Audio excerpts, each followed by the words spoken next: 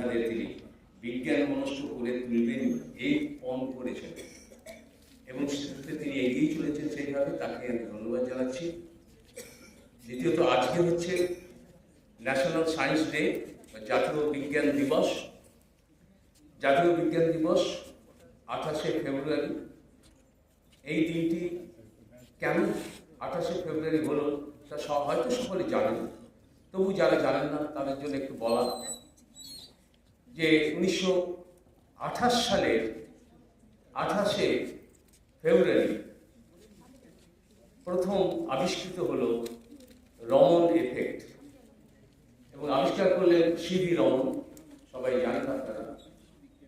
এই সিভি রমনের এই আবিষ্কার হচ্ছে যে light changes its wavelength while scattered in the molecules. মলিকুলের মধ্যে দিয়ে যেতে গেলে লাইট স্ক্যাটার হয়, তার ওয়েভলেন্থটা ছোট হয়। এটা তার আগে কেউ বলেননি, তিনি আবিষ্কার করেছিলেন। এবং আপনারা জেনে আরো ভালো লাগবে, সিভি রমন এই আবিষ্কারটা করেছিলেন কলকাতায় বসে।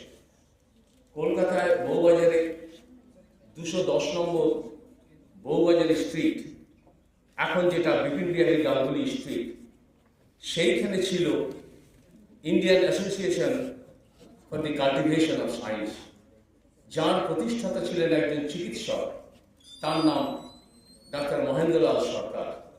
এটি প্রতিষ্ঠিত হয়েছিল 1876 সালে এবং এটি বলতে পারা যায় যে ভারতবর্ষে প্রথম একটা বিজ্ঞান গবেষণা কেন্দ্র।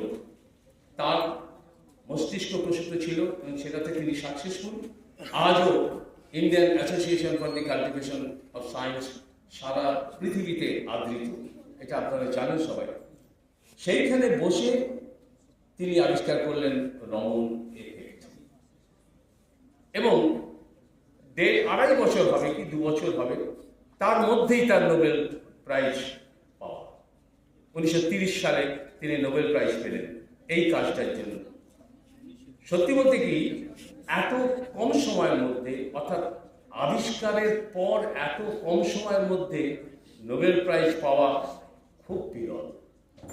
সবাই নোবেল প্রাইজ পায় আবিষ্কারের 15-20 বছর পরে, বৃদ্ধা হয়ে যায় তারপর প্রায়, কিন্তু তিনি অত্যন্ত অল্প সময়ের ব্যবধানে এই নোবেল প্রাইজ পেয়েছেন। আরো কেউ পেয়েছেন, কিন্তু এটা খুব রেয়ার। তো সেই আবিষ্কারের দিনটিকে স্মরণে রেখে আমাদের যে ন্যাশনাল কাউন্সিল, ভারতবর্ষে এটি স্বশাসিত বিজ্ঞান সংগঠন,